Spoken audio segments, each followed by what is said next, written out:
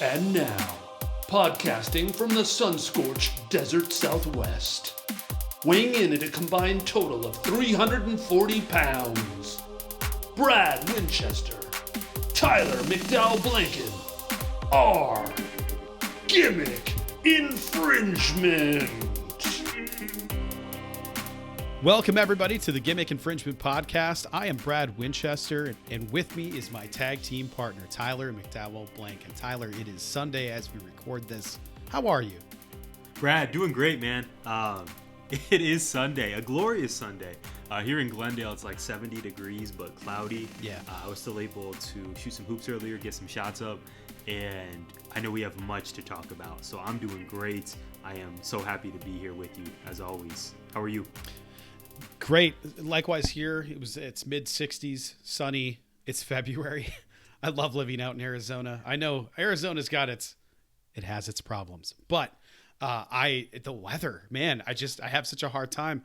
I was telling you and the unnamed Mo, we're trying not to name his name too much on this podcast until he shows up. Shout out to Mo. But that I bought a shovel and it was for rocks, not for snow. And it was the first shovel I've owned out here, and I've lived here for 13 years. Granted, the other shovel was in the house. It just wasn't my shovel. Yeah. So this week, right before we started here, I finally got my copy of Who We Are, and really excited about this. But then I was like, how do I play it? I don't have the equipment in the house to actually be able to play it. Once I pop it into iTunes, I'll load it, and then it's on my devices. We're good to go. But I don't have a DVD drive, so I had to buy one. And I went on Amazon. 26,000 positive reviews. Can't be wrong. For $24.95 or whatever it was, I ordered an external, a pop-up mobile external DVD drive. But I wanted to share with you and the audience some of the packaging language. It's amazing. I'm ready. The data cable adopts the design of embedding into product. The impedance of pure copper mesh technology is low. Shield is strong. Data transmission is more stable. Here's some product descriptions, right? Okay. No need to install the driver program. Support plug and play. If I feel like I'm being told to support a cause. Yeah. We'll please accept support donations. Yes, right below. Yes. Yes, it's like a blue electric ribbon. The data cable will adopt the design of embedding into product. The impedance, I already read that. They put it on there twice. Very helpful. This product is data line interface properly connected to a USB port of the computer. The computer display lower right corner should appear device icon. You got it, right? Classy. Yeah, makes sense. Internal laser light can be harmful to the eyes, face. Please don't open. Health notice, yeah. Internal laser light can be harmful to the eyes, face, please don't open. Do not keep the machine in a nearby strong magnetic objects. Do not keep the machine in a strong nearby magnetic objects. And then there's a couple more. Please place the machine stable on the desktop and do not put in the unstable objects. I don't know what that means. No, I'm unstable. Am I allowed to use this? I was gonna say whoever put this together. That's actually really funny. I was gonna say something less funny. Whoever organized this clearly was not a student in your class, Brad, because like you said, the erroneous comma usage and it's made in China City. Yeah, it's made in China City. The laser popped me. Do not put the machine on the vulnerable to the foreign press in place to ensure that the machine function. 100% this is what happened. They made all of the language, they made the rules, and then they hit Google Translate or an alike program and just went with it. Sure. They're like, close enough, it's fine. The guy's going to open it up, it's going to work. Yes. Satisfied customer. The thing that I'm looking forward to the most here, because I haven't done it yet, is I haven't read the manual yet. So I'm looking forward to reading the manual manual labor. We'll see how it goes. It might be manual labor to get this thing to work. We'll see. Yeah, I think your dilemma of you got the CD, super stoked. It looks great, by the way, and I'm sure it's going to be an awesome listen. But not having a direct way to play it. Like I know you mentioned your car and maybe finding another route, but bro, when you told me that, I was thinking like if I got a CD right now, how would I play it? I don't have capability in my car anymore. It's just the connection USB city, and I don't know, man. I just remember having hundreds and hundreds of CDs back in the day, and now it seems so archaic. Back in the glory days of pirating music. Oh, Napster, I miss you. That's going to be your thing, Brad. I was totally the guy who had the like the CD binder. Do you remember that? Yeah. Oh yeah. I had and that. you would just absolutely. carry that sucker. That was me, dude. That's the only thing that I've ever had that got stolen. No way. Ever. Yeah. I've had my car broken into a couple of times, but I had a binder with hundreds of CDs. I actually had 2 binders in my car with all of the CDs I've ever had from high school until through college. And then after graduation, we moved to our first apartment here and it was just gone. Maybe we left the door unlocked or whatever, but sure. Yeah, all my CDs gone, all of them. And the only one that I was like really bummed about was like, there was some high school concerts and stuff that I was in for honors band and that kind of thing. And I thought, I wanted to keep that in case someday I have a kid. And someday when you have kids, coming up soon. Yeah, and wanted that kid to hear it if they ended up in something similar and that kind of stuff. Really wasn't for me. I'm going to listen to high school concerts, but just something to keep, and they're gone, and that bummed me out. But man, I had hundreds of them, and a bunch of them I had loaded onto my iTunes back when iTunes did not have any kind of cloud storage and didn't keep track of your purchases. If you bought something in like 2006. 2005 on iTunes, you downloaded it to your computer, and if you lose it, you just got to buy it again. Right. It was wild. Yeah, now it's like just subscribe and you have all access to everything that's ever been written practically. Yeah. What a time. And when you were mentioning your binder getting stolen, I was thinking of CDs of, let's say, S Club 7. I remember. Do you remember S Club 7? I was really into them. I think they were like an Australian pop band. Listeners, if I'm wrong, let me know. I'll have to send you this, Brad. But S Club 7, Jay-Z, I just had very varied taste. But you're speaking of specifically like personal CDs that were lost. So that is not great. Oh, I'm sorry to hear about your high school CDs. All of my punk rock stuff was gone, and then like Everything. a ton of new metal, which I don't care about that stuff anyway. Okay. So that was just from my days of rage. Fair Literally, enough. Like lots of Rage Against the Machine got stolen. System of a Down, Metallica, Korn. Were you a Metallica guy? No. Okay. Like I'm a Metallica guy for like the 5 songs. Sure. Nothing else matters. Sure. A little bit of hip hop in there or no? Whiskey in the Jar. Tribe Called Quest or Tribe Called Quest, Eminem? Actually, yes. Okay. Eminem, yes. Dre 2000 was in there. Of course. A lot of the other stuff, no, because my brother had it all. And I just never picked it up. So anything from like mid-90s, early to mid-90s, rap especially, and some hip-hop, like Boyz II Men was in there. Like that kind of stuff. Yes. Okay. Young MC from the early 90s. Man, and again, my soundtrack, I told you this before, my soundtrack to the original Ninja Turtles game was Bust a Move. It was just always like that tape. Not even CD at the time. That tape was just constantly playing in the background. When I hear Bust a Move, I immediately start thinking about the original Ninja Turtles game, level 2, when you have to swim under the water and deactivate these bombs. I remember that vividly because it was about that time in the tape where I would get there, and it was just always lined up like that. But after that, I just die immediately. I get to this little city area.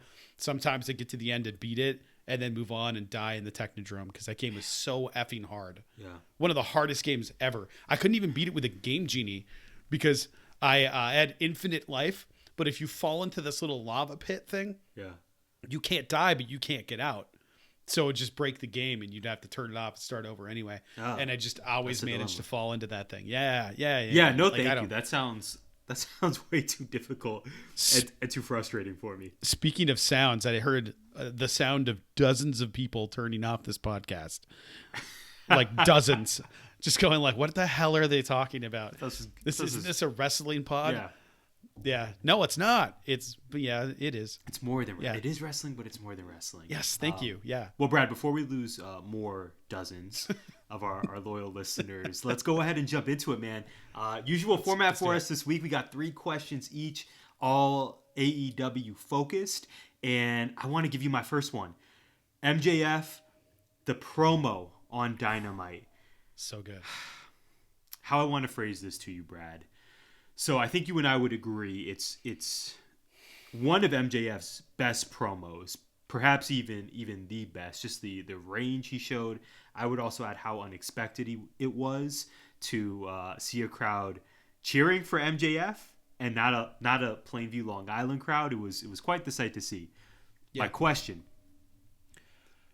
Of course, I want to know your thoughts, but I also want to know, where do you think we go from here heading into this week's Dynamite and into Revolution? Do you think we are going to get an MJF, I guess, heel turn, if you will, turning back to being a bad guy and saying, I played you all, I played you, Punk? Do you think we get that this week? Do you think we get that at the pay-per-view? Or, as some fellow fans are speculating online, do you think this is potentially planting seeds for a double turn, leading to CM Punk turning heel and MJF turning babyface, knowing we still need to get that Wardlow and MJF feud at some point? So what are your thoughts, and where do you think this is going to take us heading into the Revolution pay-per-view? Number one, I think I said that MJF deserves an Emmy for his performance. The dude was shooting. Somebody posted a picture from his Facebook from years ago in his bedroom, and it's clear as day. In the background, there's this bulletin board, and on the bulletin board is him and Punk, and all these other wrestlers. Just Edge is up there, some other guys, but it's clear that he's been a fan forever. I believe him when he said he was pissed that Punk left. I don't think any of that was a lie. I don't think a single bit of that was a lie, and that he was crying up there came from a real place of frustration. And I don't know what the right word is here, but he's either really working us, which feels like that might be what's happening here, or it's setting us up for a swerve. Here's why I think it's a double turn that's on the way. Punk has been doing so much Bret Hart inspired wrestling. The Wardlow finish is the Kevin Nash Bret Hart finish. Well, excuse me, Big Daddy Cool Diesel finish.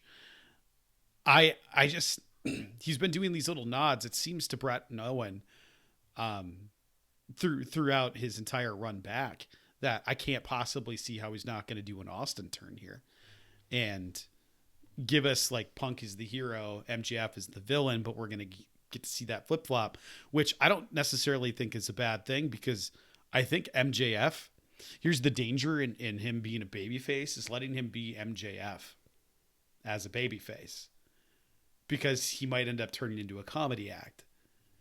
I don't know if we want to laugh at him cheating to win. I don't know if we want to do all of these things where he's being dastardly heel, but getting cheered. If it's heel all the time, I think people will start laughing when he does the heel thing, rather than going, oh man, this sucks, he did the heel thing. And he's just so good at being a bad guy. I don't want to see him turn yet. I just don't. Now, I think we're just going to get the swerve. I think that's all that's going to happen. I also hope that MJF goes over, and if he doesn't, I'm sure we're going to get a rubber match, which I'm fine with it for this feud. I don't know that anybody's going to complain about these two going back and forth on the mic and in the ring over and over and over again, because it's been great. Right. So I don't know, man. I don't know what to say. Those are reasons why I can see it happening, but I don't know what to pick, because A, we haven't done our prediction show yet, and B, I have absolutely no clue what to pick. I just don't. I don't know what's going to happen. I'm pumped for it though. So what are your thoughts? Yes, this past Wednesday, this MJF promo, I think, added a whole nother layer to this match. We were all excited for the brutality that this dog collar match is going to give us at Revolution, but to add this additional layer where, MJF, like you said, Brad, I'm worried he's completely working us and is going to turn back to being bad, but really touching on, as most great heels do, really touching on these truths. One about anti-Semitism right in this country, and the unfortunate incidents that he experienced as a child, and maybe still experiences depending on where he goes. The quarter the thing. Country. The Rolls of Quarters thing, I did Yes. not know was a real story. That's absolutely wild to me. Right. Yeah, exactly. And then on top of that, as you mentioned, him bringing up how he felt rejected when CM Punk left. That I remember during the promo on Dynamite, MJF looking at the crowd and saying, "I'm one of you. I felt dejected. I felt abandoned when this guy left as well." It's like, oh, damn, like, I felt that way too. Punk just left and didn't come back for 7 years. It was just exemplary. It was a real work of art. That I think that's what I probably texted you or maybe tweeted is it was just so artful. And then to have the last edition of Punk coming out, I don't know if you remember this, Punk coming out and looking at MJF and saying, are you serious? Is that real? Is that real? Right. Is that real? Right. Like really taking a step back and thinking, oh, am I really the bad guy here? Am I the asshole? Did I cause you this pain? It was just wonderful, man. I'm going to predict that MJF goes back to being a bad guy. I think they'll keep us lingering on this for this full week going into Revolution. But in the back of my mind, I can't help but shake the idea that we can't have MJF be a good guy yet because Wardlow. Like, Wardlow is just... And I'm sure we'll bring up Wardlow at some point during this episode, I hope. But that dude is getting over. And I don't think there's any world in which we're not getting MJF versus Wardlow. The Symphony, yes. Amazing. I don't want him to infringe on Keith Lee, but in his own way, the Symphony works. So I'm not ready to predict a double turn yet, but I do feel confident that Punk is going to turn heel at some point this year. I think his character is going to need it. I think he's going to crush it, but I think Max is going to stay a bad guy as well. Hope so. I think we end up with I think Wardlow and Spears end up going into it before Wardlow turns on MJF. Good call. Feels like they've been building that for a while. Yeah. And then maybe the Pinnacle starts dissolving. I don't really know what happens there. I was going to ask you, if MJF's going to be a babyface, what does that mean for the Pinnacle? Because the FTR, firmly bad guys. Top guys, but bad guys, right? Yeah. Spears a bad guy, and then... I freaking love FTR so much. It's so hard for me to look at them as bad guys, even though they're terrible people, character-wise. Yeah. I just love Dax so much, man. Seems like such a good dude. Mm-hmm. Very open, very honest. I encourage everybody to go check out his interview with Renee Paquette on the Oral Sessions. Still feel wrong saying that. I believe on YouTube she refers to it as just the sessions when they do clips. Sure. They might be rebranding there for reasons, but it's a great interview. But then I see him in the ring, just cowardly. I'm gonna punch you when you're down, kick you, hold the tights, do anything I can to cheat. One of my new favorite moves, you retweeted this, is when Dax fakes like he's gonna punch someone. Yes, and then spikes them with the DDT. Such a great DDT. I forgot who he did that to recently, but it's awesome every time. It was this week in the tag battle. I just don't remember who it was. It's it might have been Chuck. Yeah, listeners probably know. I can't remember. Yeah, Chuck sounds right.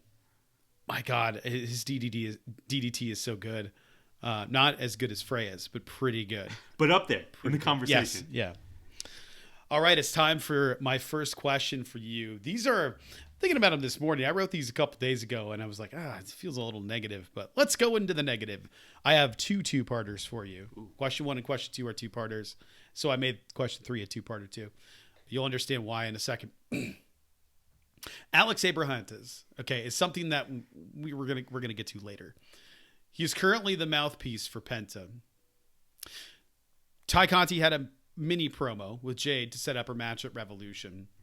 So this is two parts. One is for the build and one is for the promo. Number 1. I'm so confused by AEW booking. I guess, did she earn this title shot?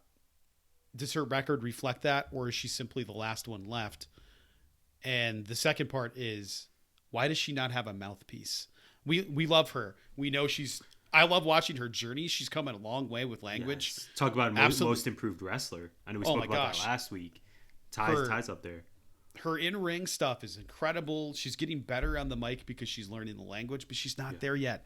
The best, cleanest thing she said after a long, awkward pause was bitch. Yeah. And it feels like they're just using that word way too much, number one, in both a complimentary and derogatory way, which is confusing for viewers, I think, when you use it that much. And Jade comes out and says, I'm that bitch. And Tay Conti says, you're a bitch. She just said she was. This is confusing. So that's a good point. So what's going on here? That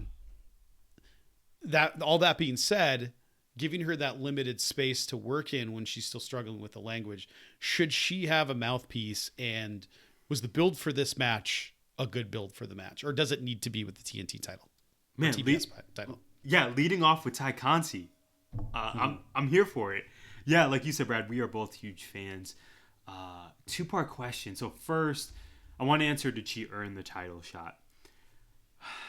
I'm trying to think of her recent meaningful wins since that feud with Britt, because I love that she got the title match with Britt at the pay-per-view. I think this was at Full Gear. I could be wrong. Yeah. At least singles wins. Singles wins. Yeah, we know they had that epic hardcore tag team match, but singles wins, none are coming to mind at the moment. So I would lean toward no. Statistically, off the top of my head, I'm not sure she was the clear number one contender.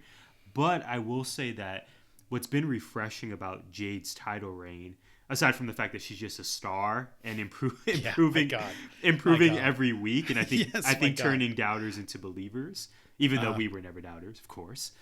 What I love though is that her belt. I was a huge doubter, and look at where you're at now. But that was just because of that. His name is Shaq. Was the first thing she said. It was just so awkward. Yeah. And I was like, what is this?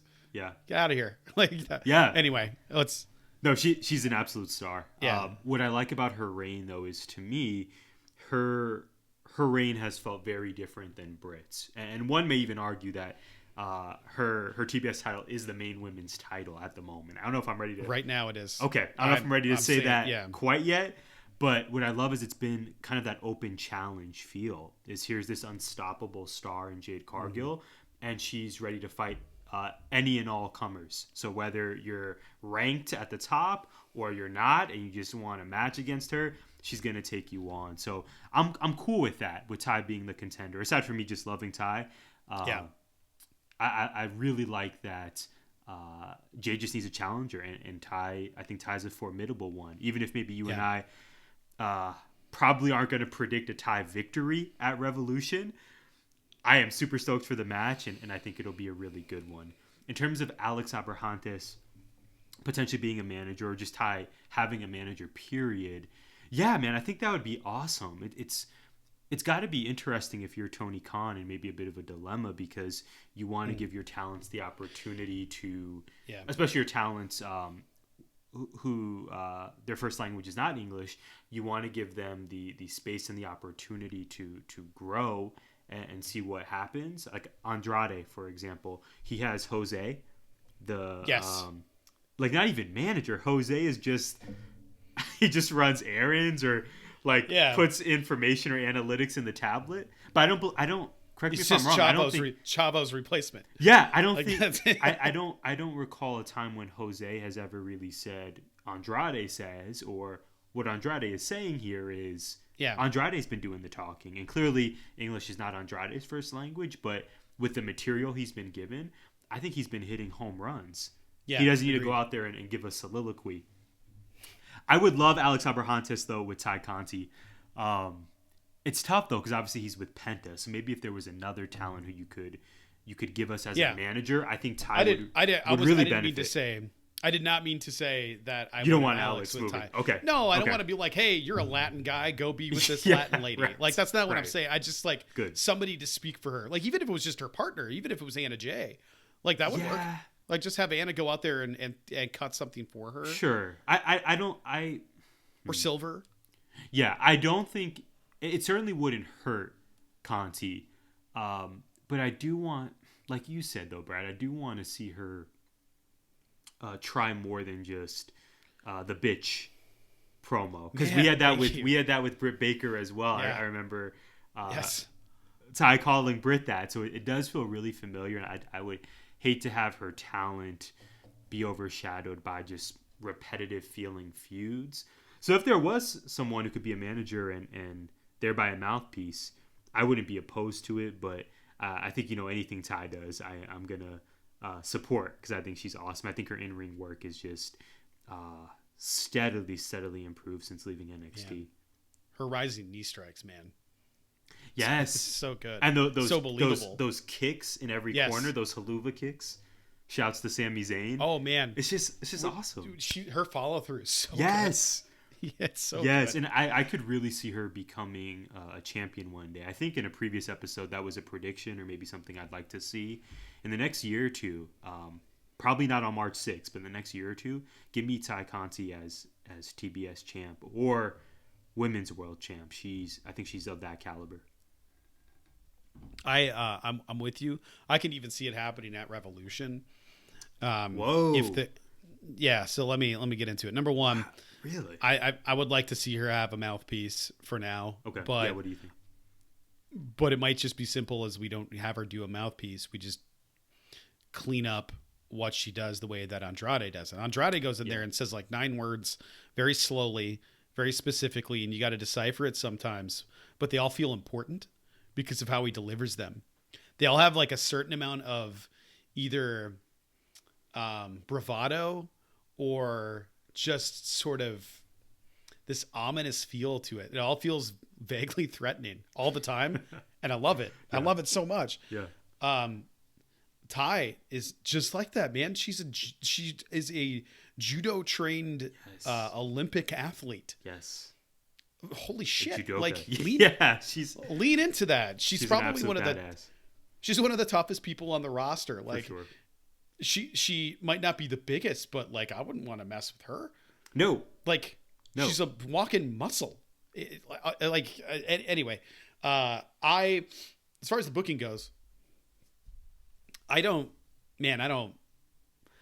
It's the TBS title. It's the TNT title. I think that right now it's the best title in the entire company. Wow. I think it's surpassed TNT for me. It's probably surpassed. I can't say it's past the big title, the men's big title, but it's definitely ahead of the women's title. I would say it's probably the second most important title on the show. It's the one that's defended the most. Yeah. Hangman is at least out there defending, building feuds and defending the title and defending the title. And if he's not cutting a promo about it or coming out to fight somebody, like it's always like, I'm here to fight. I'm here to show you that I deserve this. And I love it. With Britt, it's just sort of like, I also work here. I'm going to cut some promos, but I'm going to have like 3 matches a year. And I want to see her defend it more. But they were all doing the TBS tournament. Mm-hmm. And then in the middle of those things, we had some decent feuds, but it's been kind of lackluster. I was pumped when she finally got it, but her run has been boring. Like, just flat out pretty boring. Yeah, I think some of that too was probably, I agree with you. I do think some of it was our expectation as well. Yes. I think collectively as a fan base, our expectations were through the roof once Britt got that title, and it's just been okay. Yeah, it's been fine. It hasn't been okay. Bad. It's just been nothing really memorable. Right. Like the stuff that I remember from her feud wasn't in her feud. It's the Thunder Rosa Lights Out match. It's Jamie Hayter doing things. It's she brought in Martinez. It's all stuff that didn't happen in the ring, and I don't think there's anything wrong with that. But you don't exactly legitimize your championship reign with not doing anything with it. The reason that I said I think Thunder takes the belt off Britt. I think it happens at Revolution, but I can also see her losing because of Athena interference. But that's what I'm going to predict for the TBS title. I'm just going to say that if Ty does win, it's because outside interference happens. and it ends up being Athena. I'm hoping. I'm absolutely fantasy booking there. Nobody's talked about it at all. Yeah. But I wanted to talk about the title real quick. So, please. Okay. What are your thoughts on the bunny? Oh, overall, just what are your thoughts? Yeah, when she was in TNA or Impact, I should say, as Allie, wasn't a huge fan. Definitely did not dislike her, but she didn't really speak to me. Her work as the bunny over the last year has been much better. I think her in-ring work has improved. It's interesting because she was managing the Butcher and the Blade, and it seems like we haven't really seen them in tag action that much. I think the Butcher, except this week. Yes, I think the Butcher was injured for a healthy portion of last year. So and on tour with his band. Yeah. So I'll say, I think the way the bunny's being used now is perfect. We see her in a TV match occasionally. I know she's on Dark often. I'm a fan, especially compared to Allie in Impact. Now this version, to me, is night and day. What do you think? Huge fan. I love what she's doing. Really like her in-ring work is great. Vastly improved. That match was really good. I did not know until this weekend, A, that she was in Impact, B, that she was Knockouts world champion. Yes. This woman is a world champion. She's a former world champion. That has not been said one time, I feel. And to build to that match, you could have really built something special there to have that match. Instead, you have this heel on heel thing, which is an interesting match. But I was a heel on heel with a current champion against a former champion, suddenly the stakes are different. Now this person has held gold before, and it seems like, maybe there's a shot here if you've won gold before. She ate the hell out of a Jade boot. That counter into the Jaded was awesome. That match was fun, dude. That was probably Jade's best match in AEW so far. Right. But I wanted to throw that out there. And astutely, to your point, I think you have to give the bunny her credit being that dance partner for Jade. The heel versus heel dynamic worked out so well. Yeah, the bunny, it's funny. I forgot that she was champion in Impact. We should put some more respect on her name. We should build her up more because she's awesome. And I would argue, out of the duo of her and Penelope Ford, I think I tend to enjoy the bunny a bit more. Penelope's not. I know Penelope's, I think, still pretty new to the business, relatively speaking. But the bunny's work has really shined to me over the last year and change. Yeah, she's been great. I feel like all that was really good. But we are done with question one, and it's 32 minutes into this podcast without commercial breaks. So I gotta say, filled inside of there were a lot of takes, some of them hot. But it is time for the best hot take of all. It is time for Hot Take Ty. Play the music.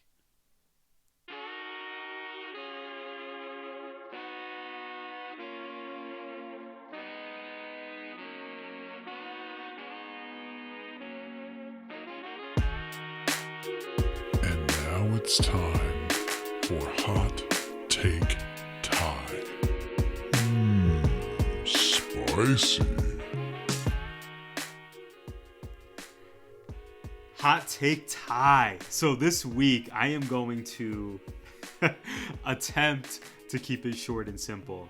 Brad, as much as I love the weekly pod. Sometimes we go 2 episodes a week. I think we're probably going to do that this week as we prepare for AEW Revolution. As much as I love the pod, and I hope our listeners are loving the pod, I will say I think the work I am most proud of in Gimmick Infringement is not the weekly podcast.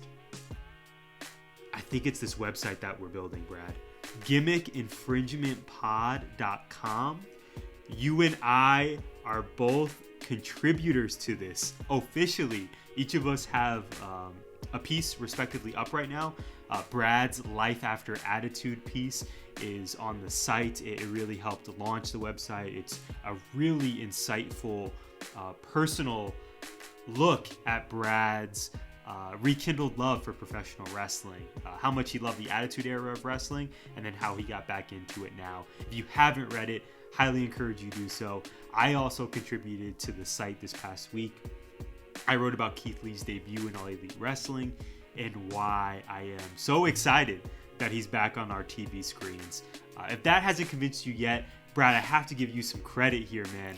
The art you create for these pieces, it's not just the words, it's not just the writing, it's the art you create. Brad has some really awesome, some really dope art for his piece, and then he created some magic for my Keith Lee one as well, with the proud of that one, the Keith Lee logo and the thumb and the fist. I mean,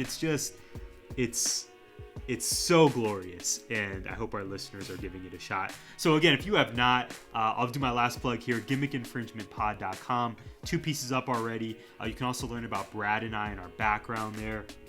We have some nice headshots on the site for your viewing pleasure, and we'll be contributing more writing as well. I have something in the works that I'm really excited about, and I know Brad has some special pieces in mind over the next few weeks and really next few months. So I just wanted to give a shout out to our website, Brad. I want to give a shout out to you for creating the magic, and I just love Gimmick Infringement. That's my hot take. Love the pod. Hope you do as well. But peep the site. Great hot take. Thank you so much for the love. Everybody, you need to check out Tyler's piece. If you want to see the difference between an English major and a journalism major, you have to check out the 2 different pieces that are up there. One is, man, it's very long form prose. That would be me. And Tyler's is just very professional, polished. This should go into, I mean, 1995 Sports Illustrated level. Giving me awesome. too much credit, bro. No, much. so good. I enjoyed yours as well. It was so good. Honest look, felt good, easy to read. I'm with you, man. Like I'm more excited for the site. This is anybody in 19 Media that's listening right now. And I know there's at least 3 people that listen or watch. And then there's the people that retweet, but you don't listen. I put stuff in the chat. Some of you like it. Some of you don't. It's up to you now. It's an open invite. Talk about wrestling. Talk about other sports. Let's do stuff together. Let's make some magic. Come on here and act like a fool. This is our playground. GI is not just wrestling. It's, man, we have something coming up that I am so excited for. A new Tyler segment that has nothing to do with wrestling at all. But who cares? This is fun, man. Like, come on here. Like, I'm not saying that we're going to work blue and we're going to just start talking about like bathroom stuff, but I'm saying like, if we want to come in here and just have a good time and talk about whatever, we have several segments we have yet to debut. Joe, I really hope you're watching. Joe, if you're listening, I want a cooking segment, bro. There's so much stuff happening, and we have big plans for Mania and a Mania preview. I am pumped about. We already have guests lined up. There's some creative things that I want to have in the works. Might end up being a 2-3 parter. We'll see. I'm so pumped about the future. But man, yeah, it revolves around that website. That website is just, it's sometimes I have an idea and then the idea turns into way too much work. And this was a lot of work putting together. But now that it's like together, it just needs to run. You can find all the podcasts there. You can find the link to the 19 Media GI playlist there. It's going to give you all the videos. If you've already seen that episode or listened to that episode, simply click next. Click next on last week's so you don't have to listen to my bad audio. Just dreadful. Peek behind the curtain, or just a full view behind it since we're already there. My system settings defaulted and changed my microphone back to the internal mic. So I'm sitting here like turning my microphone off during this so I could cough or belch or 100% farted at one point. Like 100%. I know it. I've got a wooden chair here. Like no way that didn't get on the microphone. Like no way. I always mute it, but I'm just muting. So this new segment coming up last week, I'm like trying to secretly listen to it. Shout out to Al for sending the audio to me. Yes, thank you, Al Ferguson. The voice of GI. the voice of GI. It's so good. Yeah, great and dude. I was listening to it. I was looking at you smiling and laughing. I was like, the hell are you doing? Are you guessing what I'm listening to? Yeah, absolutely pissed. Oh, I knew. To find out. Just pissed. Yeah. But anyway. No, man, it's the site is just such a one-stop shop for all things Gimmick Infringement. And like you said, I love that for our 19 Media fam who are listening. First, if you're not plugged into 19 Media, please do 19mediagroup.com, at 19M Group on Twitter. So many great creators over there, Brad. We want this to, like you said, be a playground, and we want people's voices to be heard. We truly want to amplify voices together, as we know is the mission of 19. So absolutely. I can't wait for the next month. I can't wait for the rest of 2022. Yeah, I'm so excited. Yeah, let's do it. Question 2. So I want to follow up on a topic I first introduced last week, Brad. So this isn't specific to AEW, but I think it does hit on what we see in AEW. I want to ask you about separating the artist from the art they create. So last week I mentioned The Undertaker and how we know he is going into the WWE Hall of Fame, which I know you and I will watch and probably thoroughly enjoy. Yes. We also know that his political leanings and beliefs probably differ greatly from you and I. I can think of 2 other people off the top of my head. Chris Jericho, who you and I are both big fans of, yes, and is really a pillar of AEW, and was probably the MVP of that first year of the company. I don't even know if that's really debatable at this point. Right. But again, we also know his beliefs differ from ours. And again, you can Google this if you're not sure what Brad and I are talking about. Right before we recorded, Brad, I saw that Mayor Glenn Jacobs, Tennessee, had a really regrettable tweet about the current situation in Ukraine, and you can also find this if you would like to Google it. Long story long, Brad, my question: what are your thoughts on this, about separating the artist from the art, or vice versa? And is it something is it on your mind as we see Chris Jericho back in a pay-per-view program, as we see The Undertaker being celebrated, and rightfully so, for his in-ring career? Glenn Jacobs, I think you and I loved Kane, and now we see the man is actually he leaves a little bit to be desired in terms of the type of human being he might be. And again, maybe that's unfair criticism, but I just want to know, what are your thoughts on this? Do you think about it? Is it something that's on your mind? I think about it constantly. I think 2 things. Number one, I grew up in the Upper Peninsula of Michigan, and it's a pretty conservative area. It's anywhere you go in rural America, you're going to find conservatism. And like just yesterday and today, I was shopping at Home Depot. Normally I go to Lowe's specifically because of political things, but man, Home Depot is just better.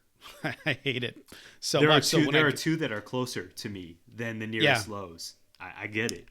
And they've donated to campaigns that I have protested legitimately with signs at capitals. Not necessarily in Arizona, but for people that I have voted for. I have voted on both sides of the aisles. I usually do, because like, stupid on one side is still stupid. It doesn't matter what side I'm voting for. If you're an idiot, I don't want you in office. If you're incompetent, I don't want you in office. But if you're racist or homophobic or any of those other things, that I definitely don't want you in office. To be a school teacher in an area that is like this, and to have family that I politically disagree with, it's not that hard for me to separate those things, because I just simply don't talk about it.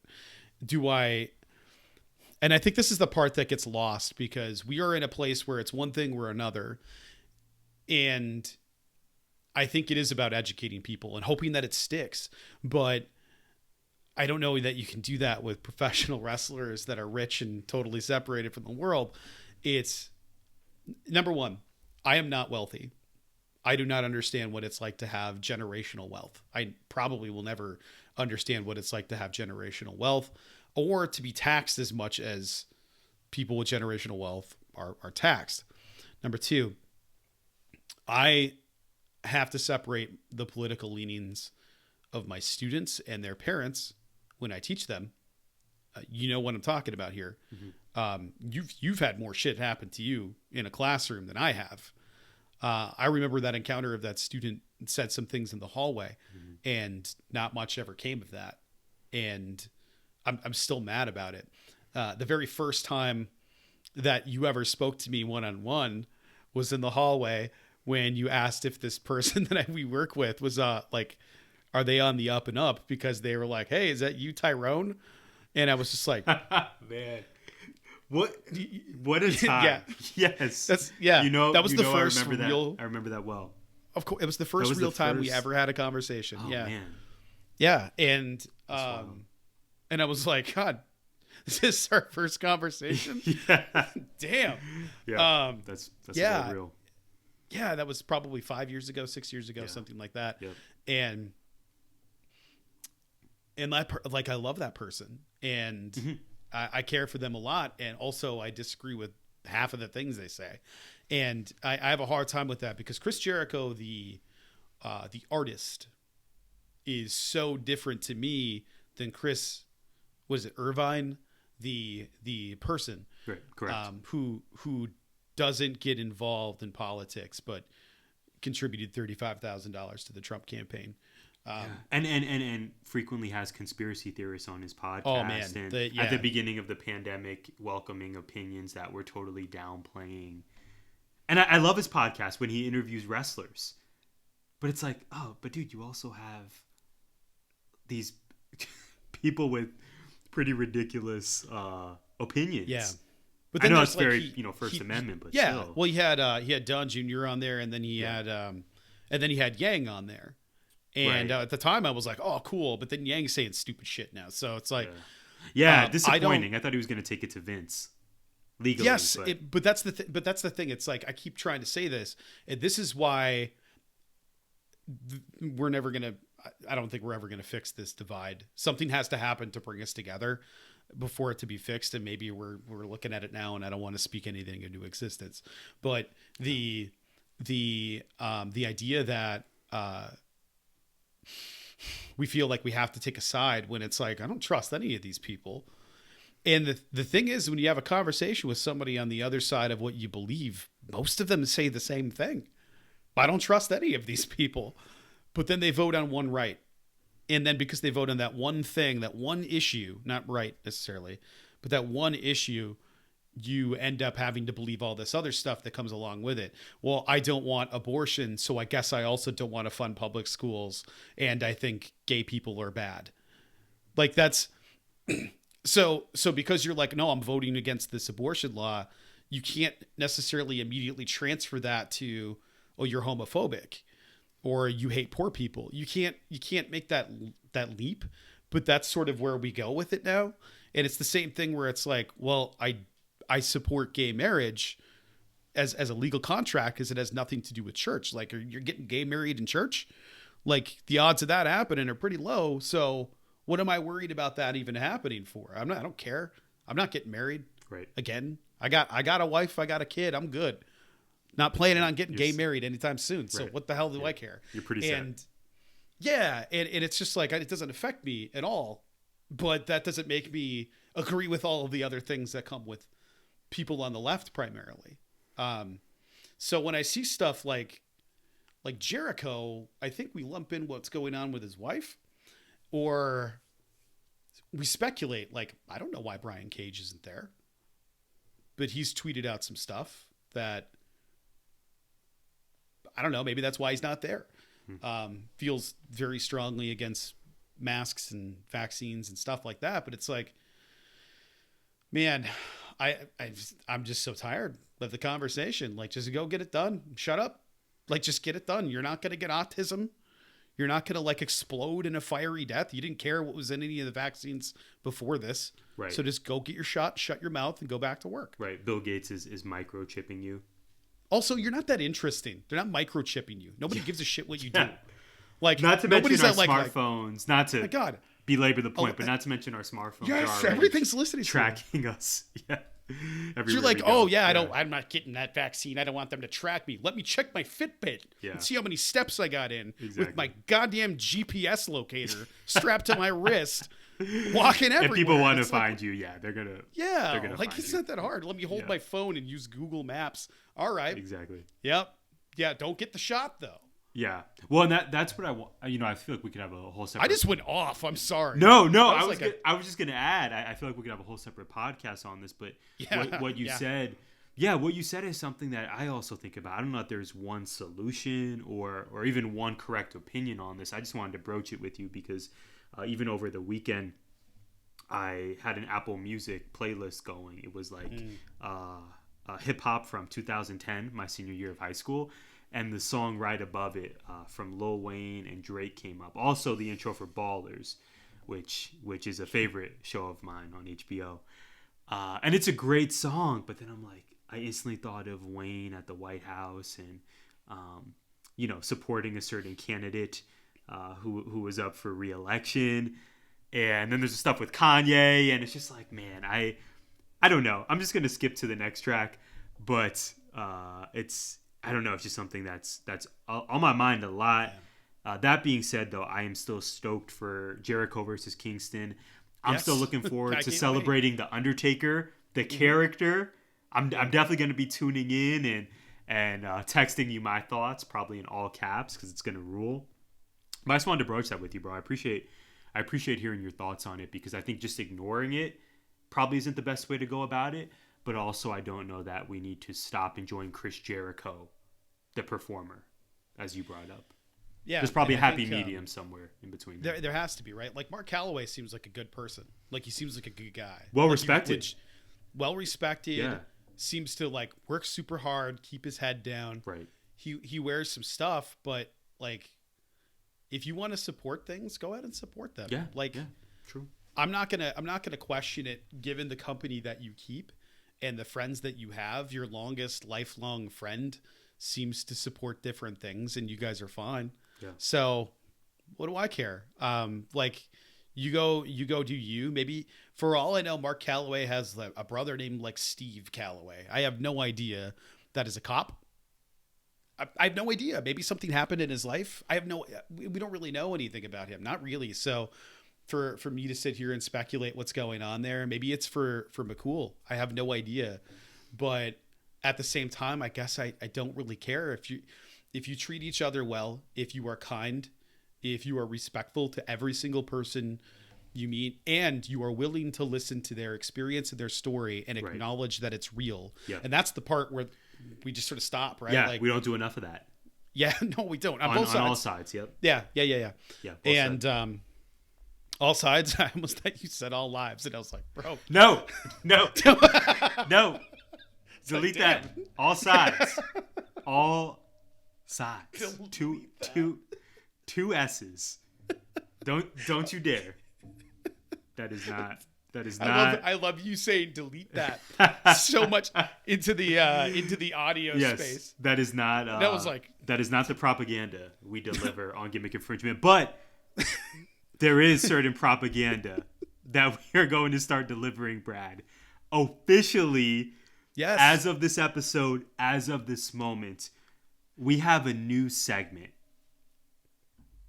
A Rose with Tyler. Please play the music.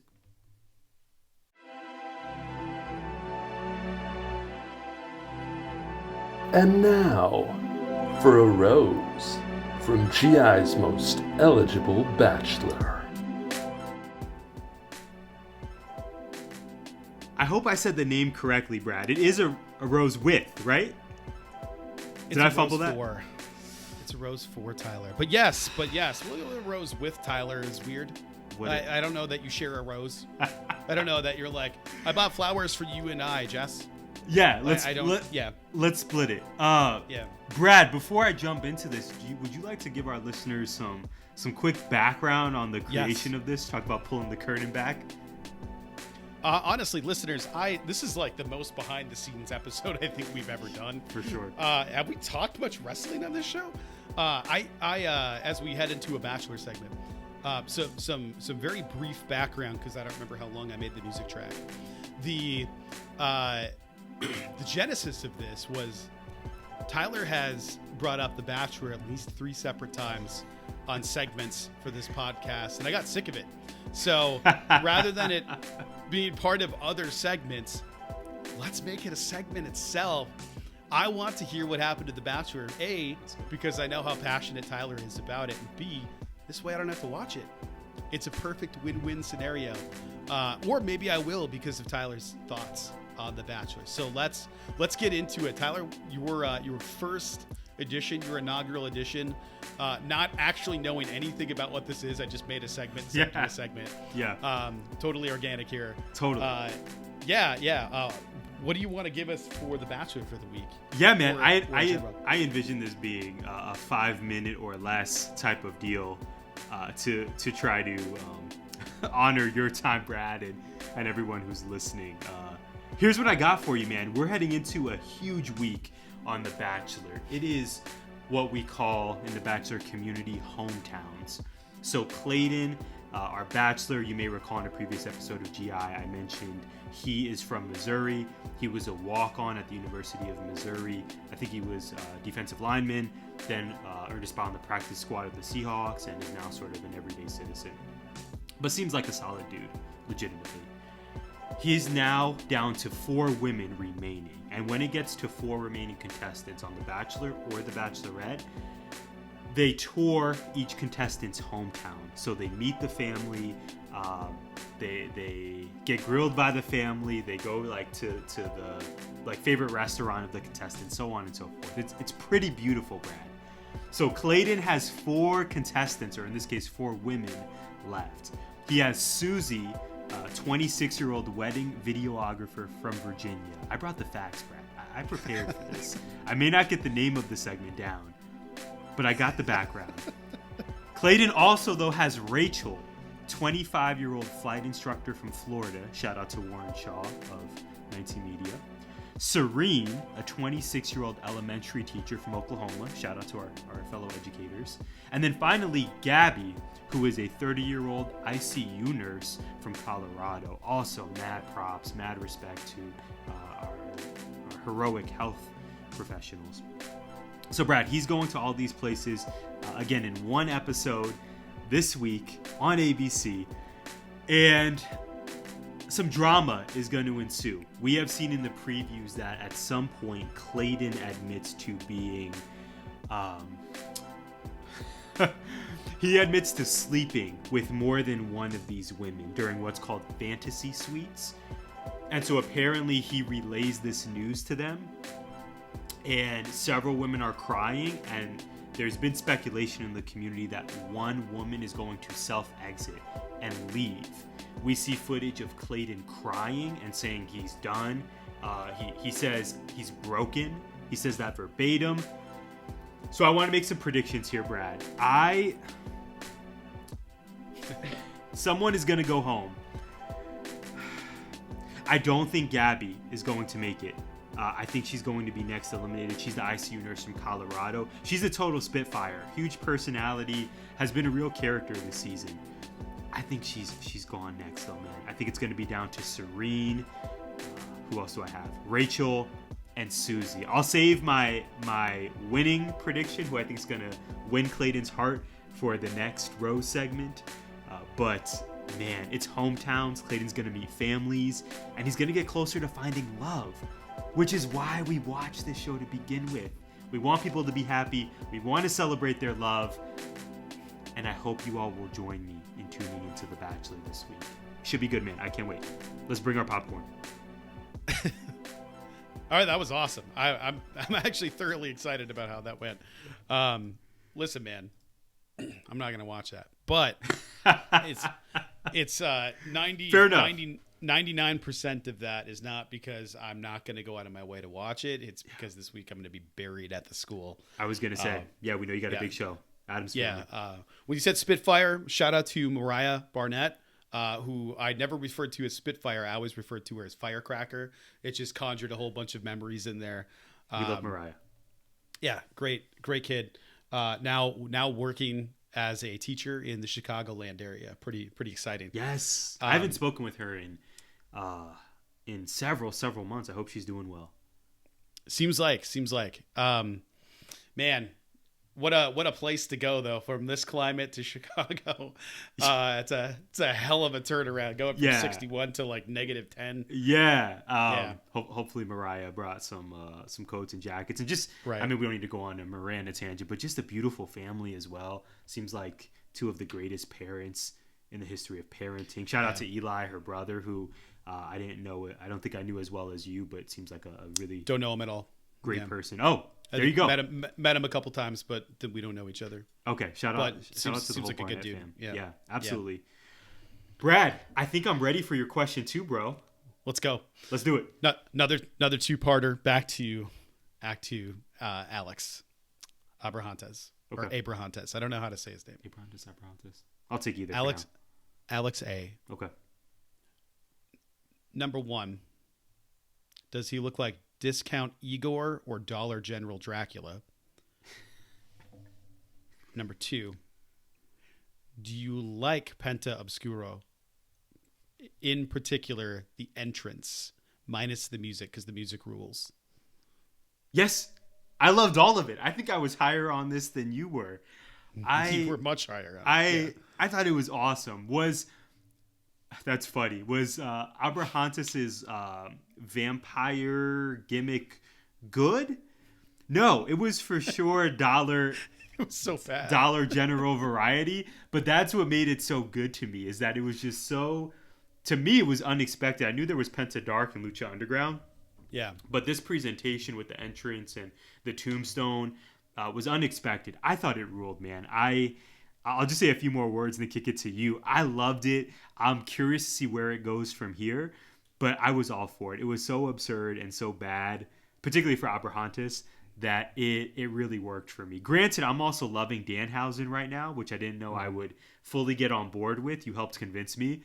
So I was here for Penta. It's so dumb. I was here for Penta Oscuro, and I got a good laugh out of Abrahantes' gear, if you will, or I don't want to say costume because that sounds demeaning, but I really enjoyed it thoroughly. How about you? It's a costume. It was a costume, right? It was absolutely the shittiest costume with just crappy white makeup. The makeup was pretty bad. For no reason, no explanation. Yeah. Why does he look like that? He didn't get blackmisted. None of that makes any kind of sense. It was awesome. The thing this is why I disagree. That tombstone looked like it was the cheapest foam tombstone in the world, number 1. I agree. I don't think it's supposed to be funny. I don't think it's supposed to be bad. It's just that bad. I think we were supposed to be like, holy shit, it's supposed to be intimidating. Grave, but it's like, yeah. Yes, but it's like a crappy foam gravestone in the middle of the ramp. Yeah. It wasn't even at the top. It was in the center of the ramp. It wasn't good. It was so bad. It was very Brian Cage with the metal thing on its face. Yeah. That's an astute comparison. I'll go with that. Because Danhausen we know is silly because we know he's nuts. Because he's not supposed to be some dark mystical thing. He's a weirdo wearing makeup, pretending to curse people, which he can't because it's not real, but he distracts them enough to curse them. Yeah. It works until it doesn't, right? All of that is funny, and it's supposed to be funny. I don't think we're supposed to laugh. I don't think we're supposed to go well, that's stupid. Because then he gets in the ring and he's just yeeting people around, and he's going full dark, and they gave him an L and a beatdown with his new "I'm darker than everybody" thing, with the longest Buddy Matthews segment ever. His debut was great, but they dragged that out forever. Yeah, it was a 3-minute beatdown before he finally showed up. What the hell was that? Yeah, the execution was questionable. Like you said, bad. we were so excited to see him in an AEW ring, but I think universally that was acknowledged as, that didn't go seamlessly. The debut, everything about that, except for the actual match, from bell to bell, the match was fun. Everything around it sucked. It wasn't good. It wasn't the worst, but that Pento Obscuro would have benefited from another, maybe a video package before him coming out. Like that would have been cooler because the video package teasing it with the mask was awesome. Do another thing like that and have him come out instead of having to go like, peekaboo, here are my gloves with my fake claws. Right. And here's the other Latin guy in this wearing white makeup. That's what it felt very Latin soap opera is what it felt like. And maybe that's why it didn't work for an American like me in an American audience. I don't know. Maybe it's just my cultural hurdles, but it just looked bad. To me, it looked cheap, and it pulled me away from how cool this could have been. Because once he was in the ring, he looked incredible. Right. I thought, again, I think the music was great. I think the entrance can be really cool. But bro, you know how I feel about lip syncing. You know how I feel about this. Do. We in the GI community know your thoughts on this. They scarleted him. Yeah. Just stop. Yeah. Like, let him do it live or don't let him do it. Let him do it live or don't let him do it. I'm just going to say that forever. Like, if you're not doing it live, we know what you're doing. It looks bad. Don't lip sync. Let them lip sync. Right. Like, imagine if Jericho came out and lip synced Yeah. Judas. You know how stupid that would look? Yeah. So don't wouldn't do it. Yeah, it wouldn't. I'm going to say this. I hope that one day you will come around on your lip syncing. Your take, your Absolutely not. Your displeasure of it. But someday, when I have kids, knock on wood, hopefully that would be a huge blessing. I'm gonna think about all of the wisdom and advice and words you've provided me. Brad, you have some words today. I am ready. We are ready for this week's edition, my favorite, of Someday When You Have Kids. The floor is yours.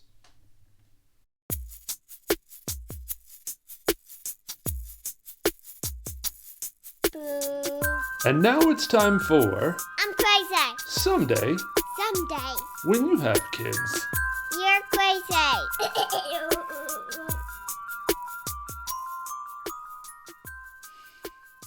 Today on Someday, when you have kids, I will not be lip syncing.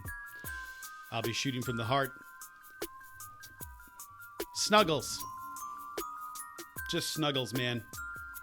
The other day I was sleeping in. I stayed up late. Not as late as last night. I am dead tired. I passed out on the couch. Not to get into too fine of details, but my stomach was pretty upset, and it was wasn't sure if I was going to end up in a food poisoning situation after drinking some liquid IV that I thought was water and had been in there for like 4 days. Yeah, it had fermented, and it was like, all right, well, I'm going to die on the couch. I'm going to go out there and just hold my breath. Right. But I was up until 5:30 before I finally passed out, and then got up at like 8:30 or 9:30, pretty tired. And the night before that, I was up until 1:30 or 2:30 or whatever it was, and then I woke up to a tiny person and their little arm going across my neck and hugging me super tightly. I cannot describe to you how incredible it is to have a kid, your kid, just get up next to you, wake you up with a warm hug, and then want to be by you. Does it get annoying? Probably. But I'm not the mom. It doesn't happen to me that much. I'm the dad. It happens to me a lot less frequently. And I'm really excited about it when I'm on the couch, enjoying my show. She's got her Kindle. She's got her headphones. And what does she want to do? Sit right next to me, lean into me. She even fell asleep on my chest again. I haven't had that since I was a baby. She was a baby. Yeah. And it has just brought back so many memories, and it was just so sweet. I love those little moments where you can get those snuggles in, because I know they're not going to last.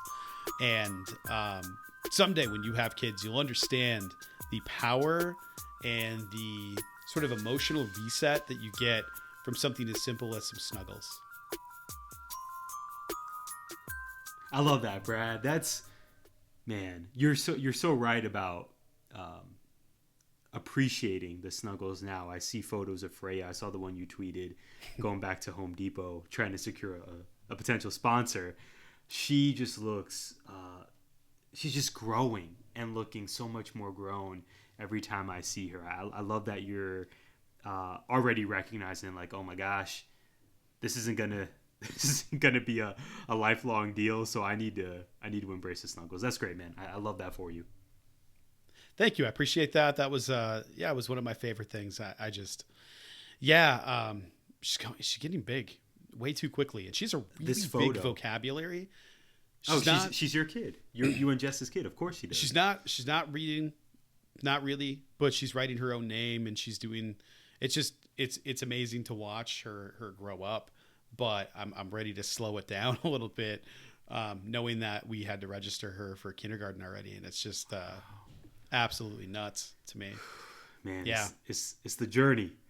It is. It Brad. really is. But question 3, Tyler. Question 3, man. I'm going to try to just be very, very direct with this one. You and I are going to talk more about Revolution at a later date on Gimmick Infringement. But currently, I couldn't hold in my excitement, man. I have to ask you about this card. I think I was going to leave it open-ended and just ask you to tell me your thoughts on this card. But then I think you'll speak, I'll speak, and then we have a 2-hour edition of Gimmick Infringement. So instead, I'll ask, we have 9 matches currently. Pretty full, pretty loaded. Simply, which match are you most looking forward to as of this recording, and why? Danielson Moxley. No hesitation. No hesitation. Tell us why. 2 of the best workers in the world. 2 great guys on the mic. You know they're going to give it all. They're going to lay everything in. It's going to be violent. It's going to be art. Double homicide. I mean, it's going to be absolutely bonkers. So, there's a lot to look forward to. Jade and Ty will be great. Thunder and Britt will be great. Yes. I want that to mean event. The Adams Squared will be great. Yes. Does Sammy have an opponent yet? I can't remember. No, they're doing something that. We're getting the Face of the Revolution ladder match. Yeah. Sammy's in a 6-man. It's going to be him, Yeah. Sting, and Darby versus. Yep. This is really odd. Hardy, Andrade, and I think Isaiah Cassidy representing the AHFO. It's a Sting match, though, so you know it's going to deliver. Yeah, and you know at the end of it, we're going to get Jeff. So, that'll happen. Yeah. So I didn't consider that. You're absolutely right. He evens the odds. The AHFO comes out, and then, man, okay. Yeah, I like maybe I think Matt goes off on Private Party. Andrade takes Private Party. They start beating down Matt. The lights go out, and Brother Nero shows up. So I feel like that's how it has to go down. That makes Matt a babyface at that point. Yeah. Because no way Jeff is getting booed. There's just no way. No. And maybe babyface. maybe Matt gets up and he had his hair in a pony and then he takes it out and he just starts doing delete stuff. He's got some fishnets. Yes, yeah. Somehow I just want to hear him go like, we're gonna get that at some point. Yeah, he's gonna go broken. It's gonna be great. Yep, absolutely. Yeah. I hope he does. It's his best character. Mm-hmm. So anyway, Mox and Danielson for me, even though there's a lot of other stuff to look forward to. That card is loaded. Isn't it wild? This is the last thing I'll say about the card until our official preview. Isn't it wild that this match, we know Mox versus Danielson is not going to main event, but on any other card anywhere in the world, this is a main event caliber match. I think you have at least 3 matches that could say that on this card. Britt versus Thunder Rosa, Mox v Danielson, and of course Adam Squared, as you would say. And Punk versus MJF in a dog color match. Thank you. I totally forgot about that. Yeah, yes. Good Lord. $50, well spent. Yes. Yeah. Yeah, awesome. Yeah, man, I agree with you. I can't wait for that one. I think it's going to be special. Really special. Yeah. Yeah, as a wrestling match, you can't really do much better than that. As a sirloin sons of bitches match, I can't wait for that ladder match. I can't wait. I don't know how they're going to do it. I'm excited that people are in it that, like Orange Cassidy I believe he won his qualifier on Rampage, correct? Yeah, he beat Anthony Bowens. So even though I would have loved to see Anthony Bowens in there, I think they needed another guy that's not huge. So now they have a couple in there, I believe. So because Ricky's in there, correct? Correct. And so Ricky and Orange Cassidy will, I think, change that dynamic and have more options, because the other guys aren't exactly doing moonsaults. But I wouldn't count it out. I wouldn't count it out for any of them. We've seen Brock do shooting star presses, so we'll see. Question 3 for you. This is a very simple question for you. Are you getting WWE 2K22, or are you holding out for the AEW game? Also, are there any other games coming out that you are looking forward to? I love that. Yes, I'm definitely going to get 2K22. Absolutely. I think there may be some Best Buy reward money waiting on me, a $10 digital certificate. Ooh, so that's a direct yes. AEW game, I'm holding out hope, but that's not going to stop me from buying the WWE one. But I can't wait for AEW, man. I know AEW Games was launched a while ago. Yeah, I want about a year ago, I think. I want to project a date for that Xbox game. We're waiting. Yeah. And then finally, any other games I'm looking forward to.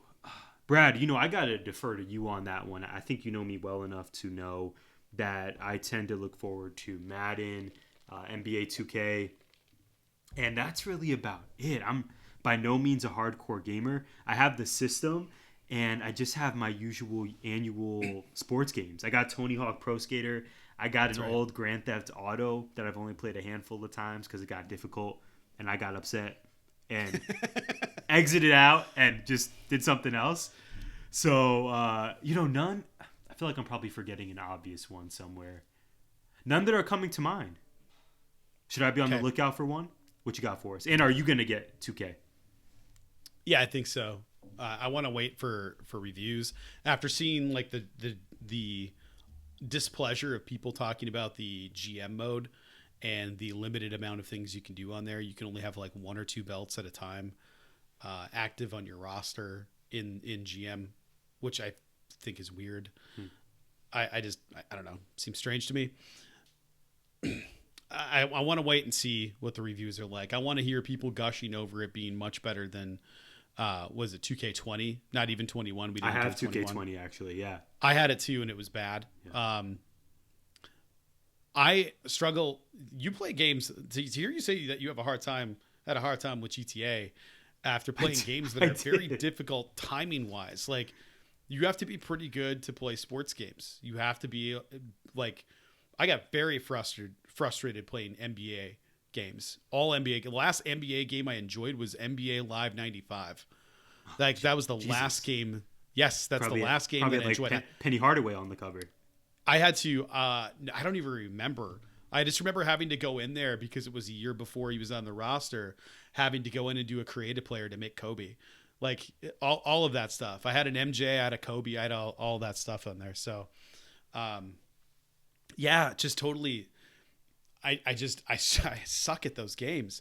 I just stopped playing Madden because it's like, why am I buying a game when it's all they do is change 3 angles and then the roster and everything else is exactly the same. It's just the roster. Yeah, and the character models still don't look good. Like, they still got the weird like broken arm hand things. I don't even know what to describe. They're running like this. It just looks bad. I hope our listeners are also checking out the video to see your my karate chops with angled hands. Yeah.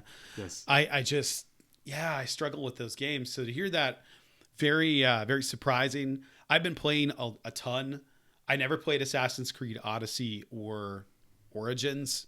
I played Origins a while ago on my PlayStation before I sold it and upgraded to the Series S, the Xbox Series S.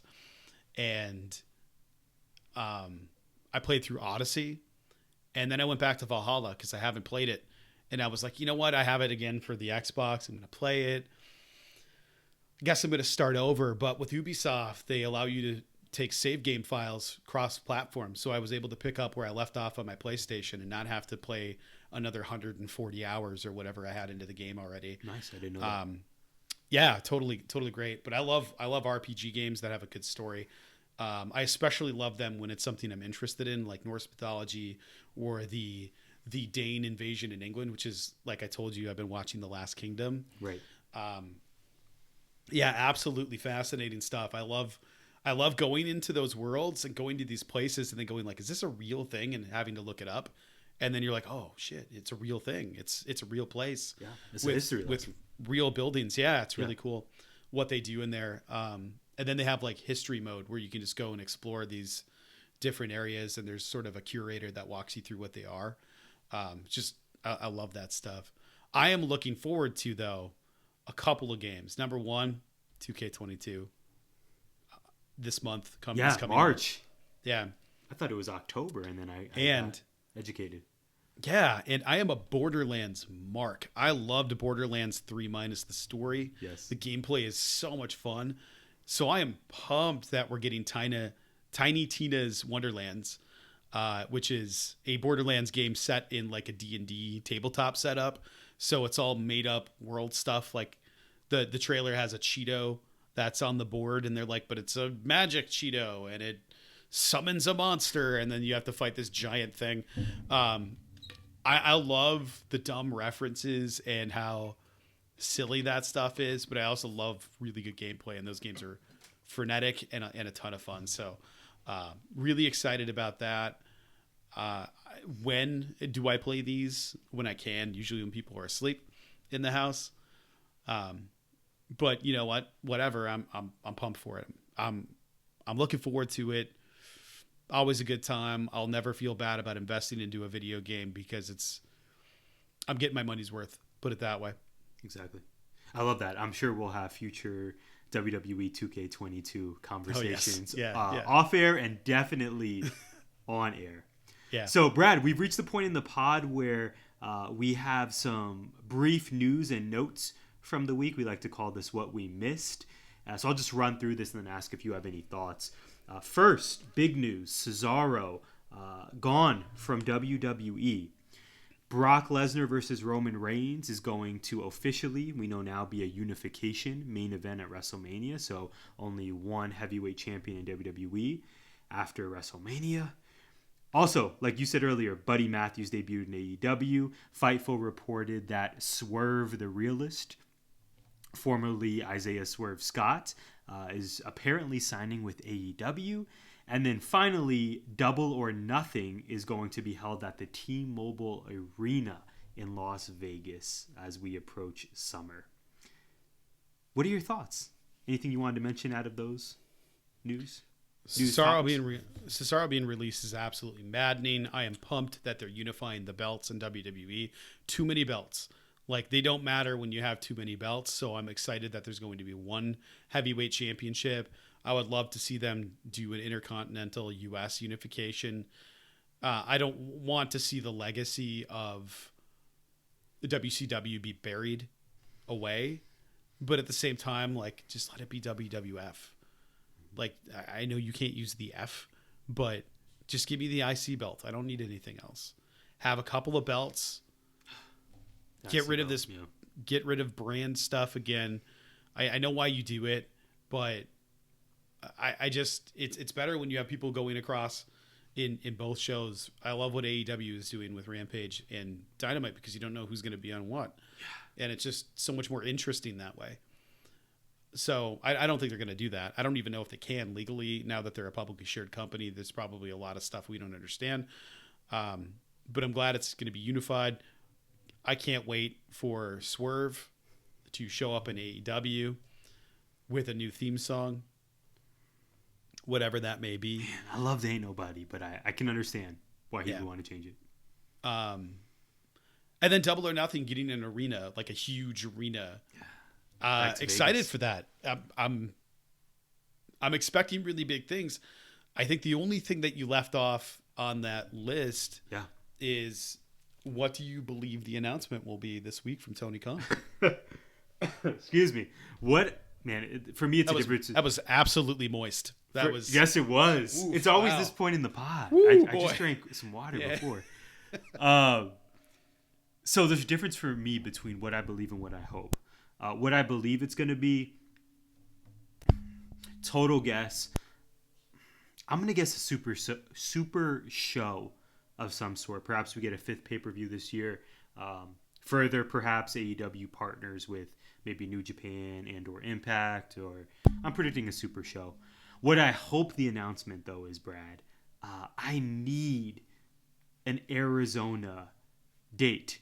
I need Tony to tell us. I need Tony to tell us to confirm that Dynamite will be here sometime over summer, sometime probably not too long after Double or Nothing. So that's my hope, but I'll just completely guess that we'll get a super show of some sort.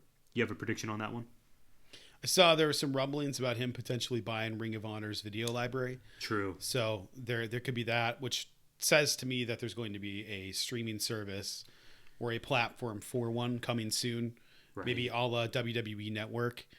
Right. That would the be actual big. network, not the cock, but the WWE Network. I would love to see something like that. I don't know who they would do it. Probably Fight. Maybe Bleacher Report, given their history together with pay-per-views. But I think it would be huge.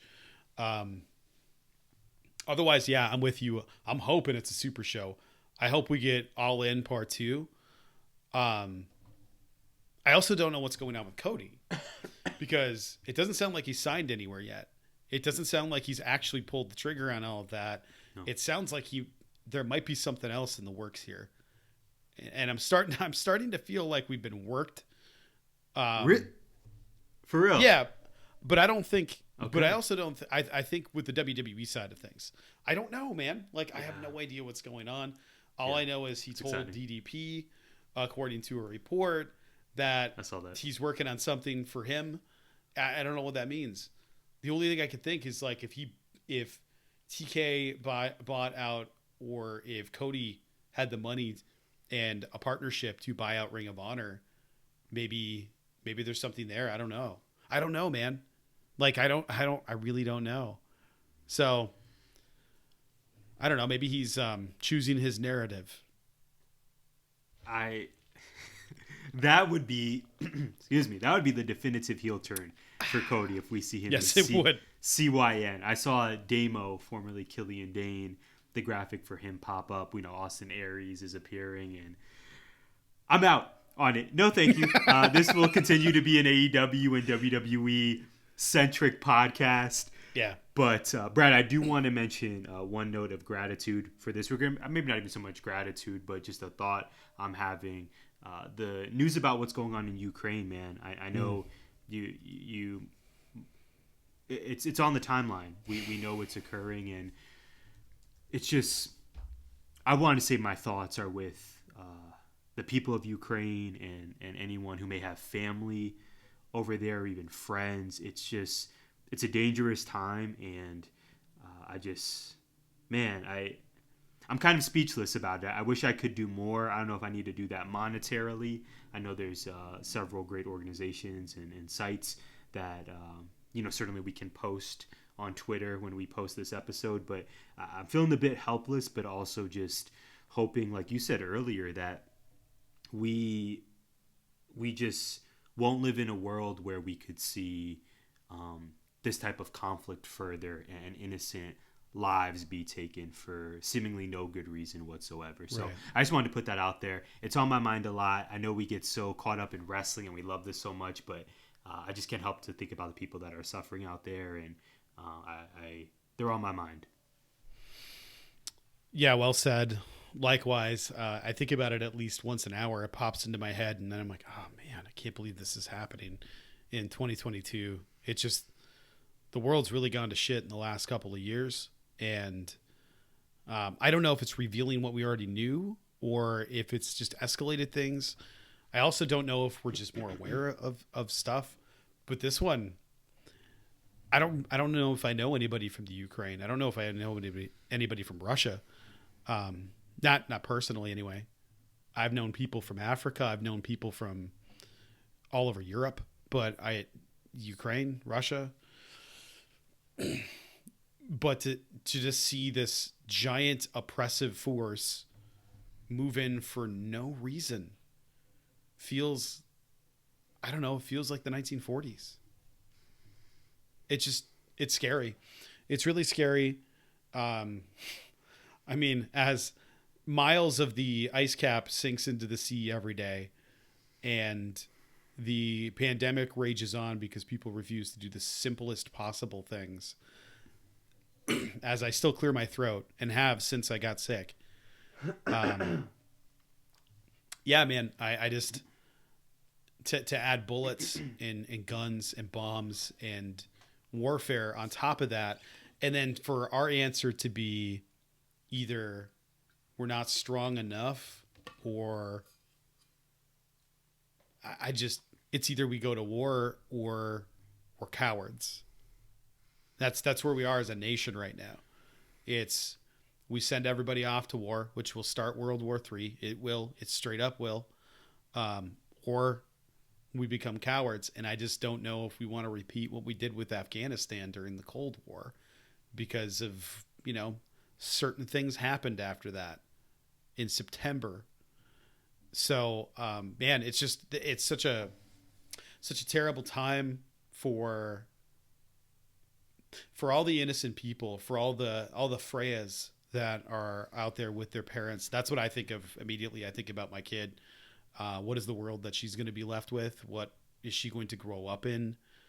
Are those kids going to get a chance to grow up? And it's just heartbreaking. Yeah, just absolutely devastating. Yeah, man. Well, I'm grateful for you, for our friendship. I'm grateful for our listeners. We hope that this episode provided you with some laughs and some entertainment, and we hope you just enjoyed this episode of Gimmick Infringement. Brad, did we miss anything? Wait. Yes, we missed something. Let's talk. I'm looking at our list. There's got to be something here. I want to find some kind of silly shit to end on. Like, I do not want to end with that. Talk to me. Just absolute wet fart of depression that we just laid on the laps of everybody. We ended very positively. I get it, but I want to end smiling and not going, yeah. Sorry about your leg being blown off, kid. Yeah. Like, I don't want to see it. Let's see. I saw what is something good that I saw as I filibuster here trying to find anything at all. We got that Revolution card, man. I'm so eager to talk to you about it, but I know we probably want to save it for the next GI. Yeah, let's okay. The Suns lost also, so that's not a positive. We can't talk hoops. It's really not. U of A too. I have nothing other than I'm glad we did the Bachelor segment. There is an article arriving to gimmickinfringementpod.com. Great Roman Reigns tea. It's arriving soon, Brad. I hope some people will read it. I know you got another article on the way soon that's very personal and just a really, really thought-provoking piece. I think we got some great stuff in store. Yeah, pumped. Go check out the website. Yeah, let's end that. While the website is up, and thanks to Elon, people in the Ukraine can now access the website. So if you are in the Ukraine looking for a distraction, I guess that's we can help out in that way, because man, what do we do? What do we do in the world? Damn it, I did it. I brought it back to depression. You did it, Brad. I'm going to cut you off. We're going to pause here. You can follow Brad and I on Twitter. Brad is at Winduster. I am at Tyler J. McDowell. You got the plugs earlier for 19 for the GI accounts. Thank you all so much again for the listens, for the subscriptions, for the likes, the comments. We hope you're enjoying this as much as we are. We hope you are safe and healthy and happy, and we hope it's a really great week for you. We'll catch you on the next episode of Gimmick Infringement. Gimmick Infringement is a part of 19 Media Group. You can listen to us on Apple, Spotify, iHeartRadio, or wherever you find podcasts. You can also find us on YouTube via the 19 Media Group channel. Please like, subscribe, comment, and share.